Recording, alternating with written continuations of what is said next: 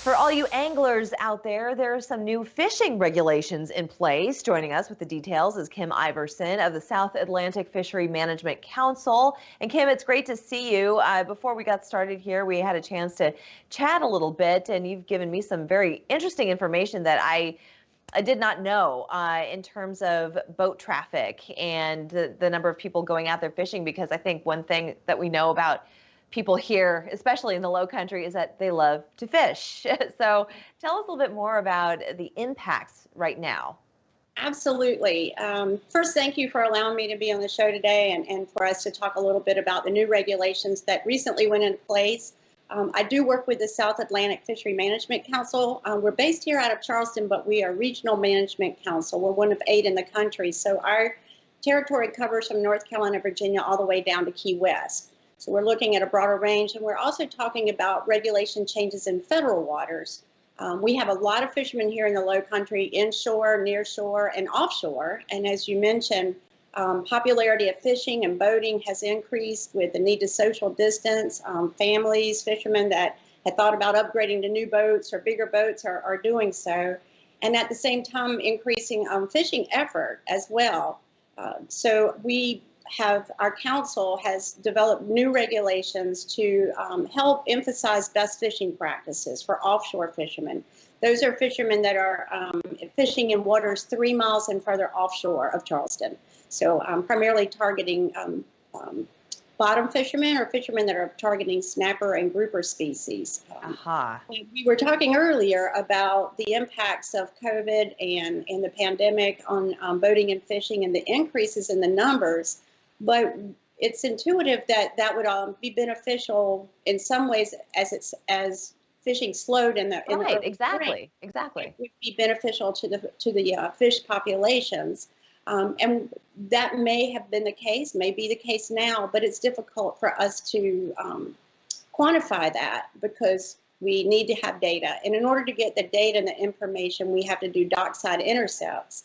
So those dockside intercepts done primarily by the state fishery management agencies have been halted, of course, due to the pandemic. Well, when you hear a lot about, when the world is kind of shut down and everybody's forced to stay inside, I mean, we've been seeing fields of flowers blooming where they haven't bloomed in a decade, or, so you kind of think that the impact will then spill over into our oceans. So when people are selling off their boats because of COVID-19 for whatever reason, and less people are out there fishing, you would imagine that would increase supplies in the ocean, that maybe we needed to see a little bit of a pause, a lull in those activities. But then now people are starting to ramp back up again, and they're starting to head back out. I mean, if you're not someone who fishes yourself, you know about 10 other people who do.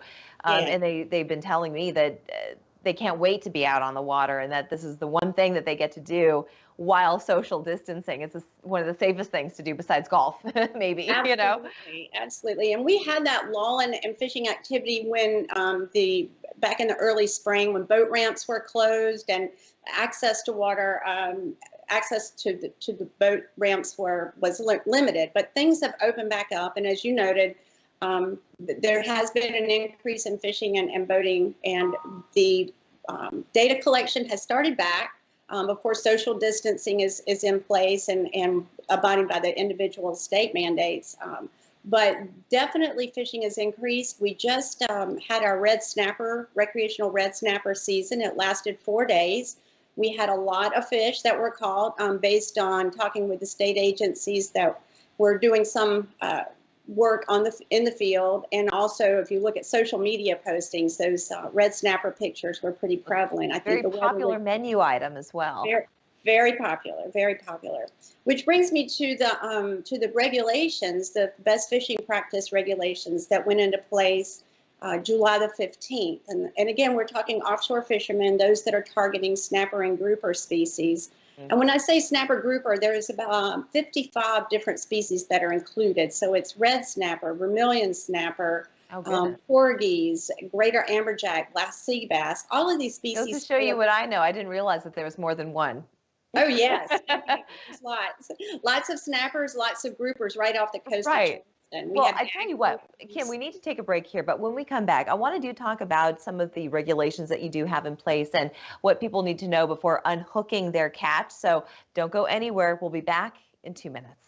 Welcome back. We've been chatting with Kim Iverson of the South Atlantic Fishery Management Council, and we've been giving those anglers out there some really good information and tips on what they need to know when they head out on those waters. We love our oceans. We love our waterways here in the Low Country, but you do have some best practices, some requirements for those people who are about to cast their lines. So tell us a little bit about what people should know before unhooking their catch. Yes, thank you. We are encouraging people, fishermen that are offshore, to use best fishing practices. And one of those ways is by implementing 2 new regulations effective July the 15th. So these regulations would require the use of descending devices on vessels. What would a descending device be? Okay, a descending device helps a fish that's suffering from barotrauma, which is a condition being brought up from deep water, where the stomach sometimes extends out their mouth. And the eyes bulge.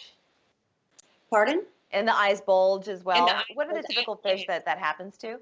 Yes, that is when a descending device would be needed.